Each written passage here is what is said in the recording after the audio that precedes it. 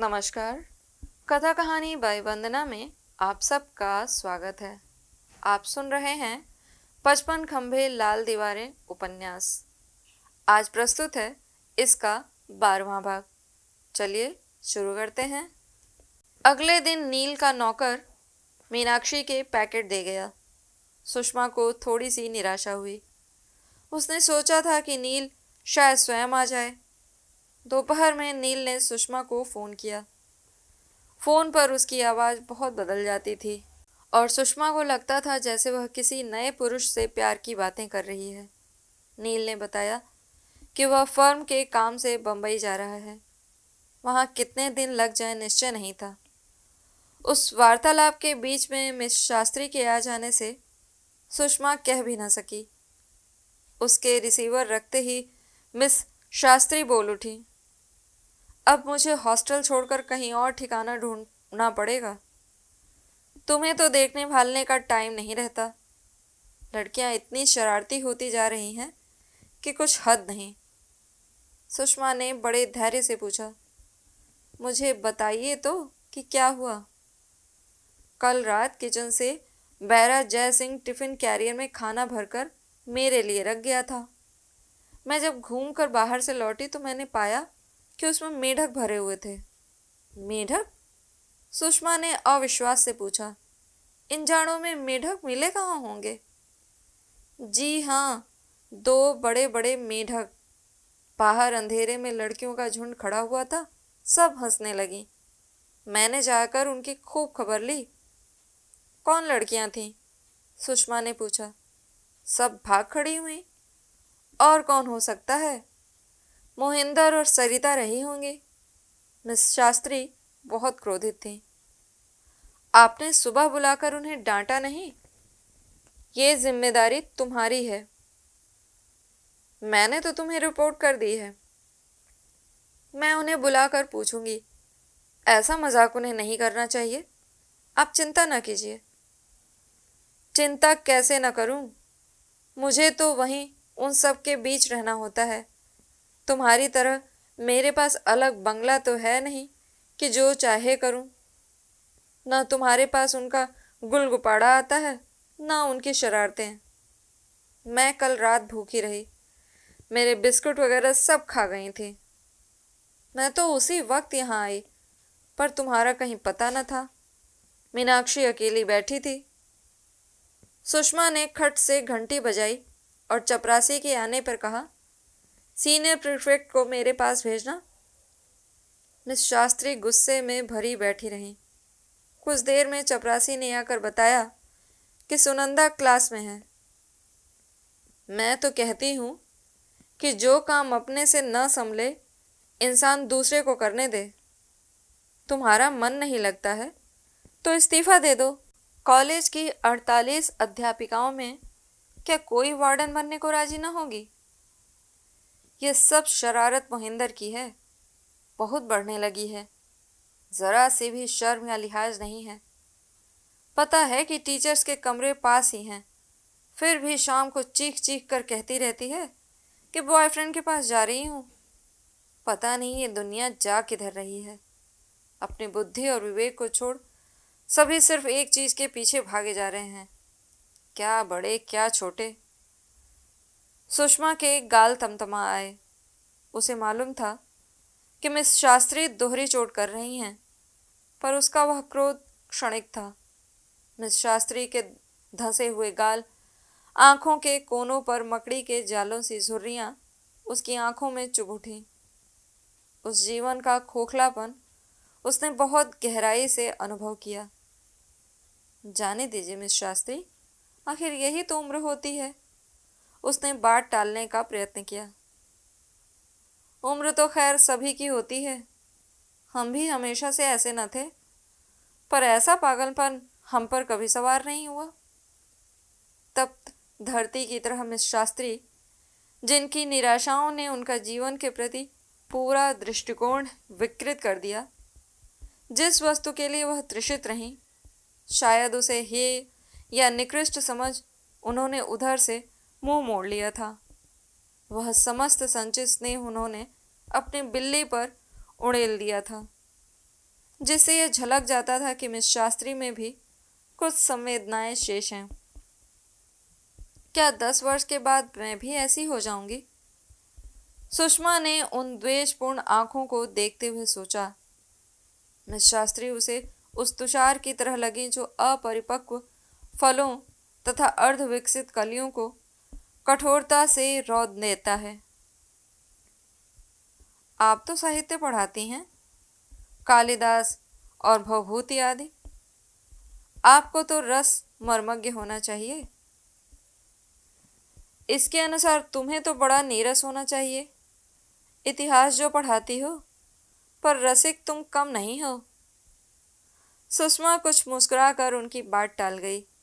उसे लगा कि क्षण भर पहले जन्मी हुई करुणा की पात्र मिस शास्त्री नहीं है, जो जानबूझकर अपने चारों ओर दीवारें खड़ी कर लें और झंझरी से बाहर के संसार को तीरों से बींधता रहे। उसे कोई क्या कहे। शाम को सुनंदा सुषमा के पास आई। सुषमा ने उससे पूछा तो उसने मिस शास्त्री की बड़ी शिकायत की कि वह लड़कियों की चिट्ठियां पढ़ लेती हैं, वक्त बेवक्त निकल कर डांटने लगती हैं और मैट्रन को उल्टी सीधी सलाह देती रहती हैं। अध्यापिकाओं के बारे में लड़कियों को भड़काया करती हैं। तुमने पहले मुझसे क्यों नहीं कहा? अगर तुम लोगों की कोई तकलीफ है तो मुझसे कहना चाहिए था। उन्हें इस प्रकार तंग करना तो उचित न था। फिर सुषमा ने पूछा कि खाना निकालकर मेढक किसने रखे थे? सुनंदा बहुत शिष्ट और शालीन थी। उसने कुछ झिझक कर कहा, ये तो मुझे नहीं पता मिस शर्मा, मगर कल रात सरिता के कमरे में काफ़ी देर तक हंसी और शोर होता रहा। मैंने 2 बार जाकर उन्हें मना भी किया था। सुषमा ने सरिता को बुलवाया। उसे इस बुलावे का कुछ संकेत मिल गया था। वह किसी और के कमरे में जाकर बैठी हुई थी। उसके कमरे में ताला बंद था। सुषमा बिना बात भौंरी पर खींच उठी। उसे न जाने कितना अकेला लग रहा था। नई आई पत्रिका उठाकर पढ़नी चाहिए। कुछ देर रेडियो सुनने की कोशिश की, फिर कॉलेज कंपाउंड में ही रहती मिसेस धर के पास चली गई और उनके 2 साल के लड़के से बातें करती रही और फिर रसोई की दहलीज पर खड़ी हो अंदर कॉफ़ी बनाती मिसेस धर को देखती रही। आज कहीं बाहर नहीं गई? मिसेस धर ने पूछा। सुबह से मिस शास्त्री ने ऐसा सिर चाटा है कि मूड खराब हो गया। सुषमा ने उनके हाथों से ट्रे ले ली और ले जाकर मेज पर रख दी। मिसेस धर अलमारी से बिस्कुट निकाल कर ले आईं। Aunty, toffee? सौम्य ने प्रश्न किया। अरे, सौम्य को बहुत दिन से टॉफ़ी लाकर नहीं दी, इसीलिए तकाजा कर रहा है। कल ला कर दूंगी। सुषमा झेपी हंसी हंसकर बोली। मीरा धर ने मुस्कुराकर पुत्र से कहा, तुम्हारी आंटी को यहाँ आने की फुर्सत ही कहाँ रहती है? कितने महीनों में आई हैं? क्या बताऊँ मीरा दी, समय नहीं मिलता। सो तो सारी खबर मैं सुनती रहती हूँ। मीरा ने मुस्कुराकर चुटकी ली, फिर उसकी ओर नमकीन काजू की प्लेट सरकाती हुई बोली, सुषमा, मुझे भी अपने मित्र से एक दिन मिलवाओ। मैंने उनकी बहुत तारीफ सुनी है। मीरा दी, आप भी ऐसी बातें करने लगी? सुषमा ने शिकायत भरे स्वर में कहा। गलत बात है क्या? क्या वो तुम्हारे मित्र नहीं हैं? या तुम भी औरों की तरह उन्हें भाई या कोई रिश्तेदार बताती हो? मीरा धर ने पूछा। मुझ में अभी इतना साहस बचा है मीरा दी कि अगर मेरा कोई मित्र होगा तो उसे भाई या संबंधी की ओट में नहीं छुपाऊंगी। वैसे मेरी और मिस्टर कश्यप दोनों की आंट्स बहुत गहरी मित्र हैं। ओह, मिस्टर कश्यप? मैं कायर हूँ, मुझ में साहस नहीं है। क्यों नहीं मैं मीरा दी के सामने उस नाम का उच्चारण करती? क्यों नहीं कह देती कि आई लव हिम? वो बॉम्बे चला गया है तो मेरा एक एक पल कटना दूभर हो गया है। नील मेरी जिंदगी में अचानक फूट पड़ी प्रकाश की किरण है। जिसकी स्निग्ध गरमाई मेरे अंग अंग में बसी हुई है। सुषमा सौम्य के मुलायम गाल रह रहकर छूती रही और मीरा से कॉलेज की बातें करती रही। मीरा को अचानक याद आ गया, हाँ सुषमा, आज ही कलकत्ता से मेरी भाभी की चिट्ठी आई है। स्वाति सेन की शादी हो गई है। अरे कहाँ? सुषमा ने चौंक कर पूछा। वहीं कलकत्ता में। उसका वर काफी आयु का है, पर बहुत अच्छी पोस्ट पर है। सुषमा इस सोचना को मन में उलटने पलटने लगी। और उसका बेबी? जैसे वह अपने आप से बोली। कुछ करवा लिया होगा, मीरा ने धीरे से कहा।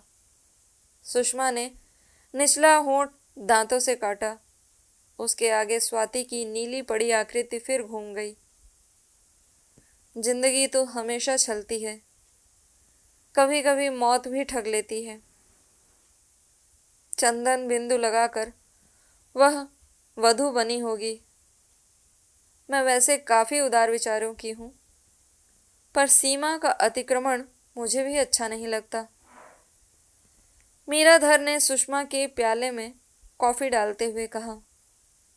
सुषमा ने चाहा कहे कि प्यार में सीमाएं कैसे निर्धारित की जा सकती हैं, अपने को लक्ष्मण रेखा में कैसे बांधा जा सकता है। सब ऐसे ही चलता रहता है, सुषमा ने कहा।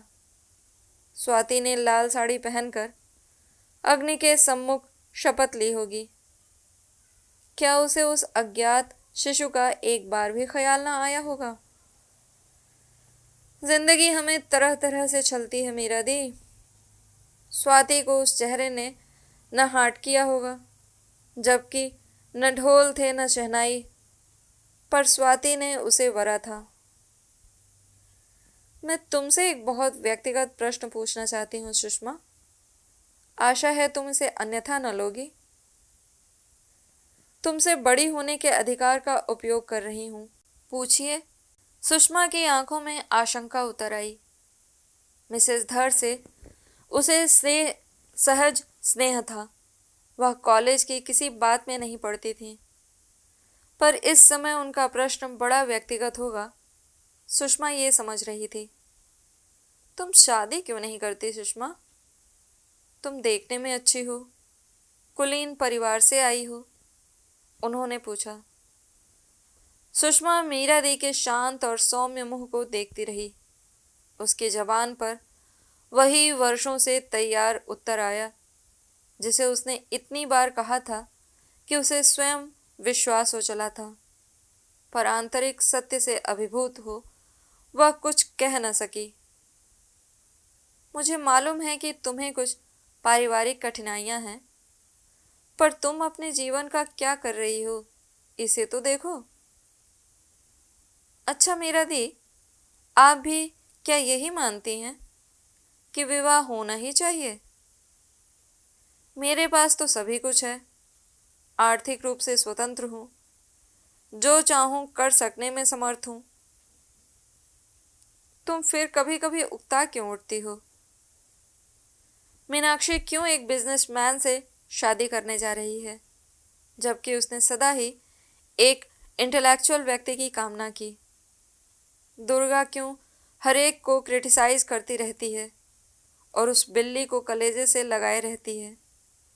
ये सब उसी गहरे अभाव के सूचक हैं। ऐसे तो मिसेस प्रसाद को देखिए, क्यों अपने पति को छोड़ बैठी हैं? स्टाफ रूम में उनकी बुराइयों के अलावा उन्हें कुछ और वार्तालाप का विषय ही नहीं है, सुषमा ने कहा। मिसेस प्रसाद का जीवन का मापदंड नहीं है। यह आवश्यक नहीं है कि तुम्हारे साथ भी ऐसा हो। मेरी शादी को 13 साल हो गए हैं, और तब भी जब तक शिशिर घर नहीं लौट आते, मैं जैसे प्राणहीन रहती हूँ, एक शून्य में सांसें लेती हुई। जब वह सामने का गेट खोलकर अंदर आते हैं, तो कभी कभी दिल ऐसे धड़कता है जैसे मैंने उन्हें जाना ही ना हो। मीरा के चेहरे पर सलज मुस्कान दौड़ गई। ऐसे ही मुझे भी लगता है मीरा दी। सुषमा ने सोचा कि यदि वह कह उठे तो मीरा कितनी विस्मित होगी। वह अपनी उंगलियों में पड़ी अंगूठी घुमाती रही। ये मिस्टर कश्यप, उनकी अच्छी नौकरी है? मीरा ने आगे पूछा। हाँ, शायद। सुषमा उत्तर देने में झिझक रही थी। काफी मिलता होगा? मीरा दी ने अपने अधिकार का पूरा उपयोग करते हुए पूछा। पता नहीं मीरा दी, मैंने पूछा नहीं। तो तुम उनसे अपनी छोटी बहन की शादी क्यों नहीं करवा देती? नीरू की? सुषमा धक से रह गई। हाँ, तुम्हें इतना आश्चर्य क्यों हो रहा है? तुम्हारी बहन की आयु क्या होगी? यही 19-20। तब तो ठीक ही होगा। कहने वालों की जबान बंद हो जाएगी और तुम्हारी एक जिम्मेदारी कम हो जाएगी।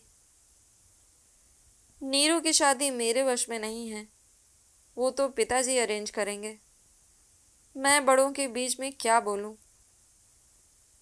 और शायद मिस्टर कश्यप भी कुछ और चाहें, जैसे कि छोटी बहन की अपेक्षा बड़ी बहन, जो पढ़ी लिखी होने के साथ साथ बड़ी दिलकश भी है। मीरा ने हंसकर कहा। मैं तो उनसे बड़ी हूं। सुषमा की बात से कमरे में 2 पल चुप्पी छा गई। फिर बाहर का गेट खुला और सुषमा ने सायाश हंसकर कहा, अब मैं चली, क्योंकि आपके प्राणदाता आ गए। इसके साथ ही 55 खंबे लाल दीवारें उपन्यास का अध्याय 12 यहीं पर समाप्त होता है। अगले ही अध्याय के साथ जल्दी ही आपके समक्ष उपस्थित होंगे। तब तक के लिए नमस्कार।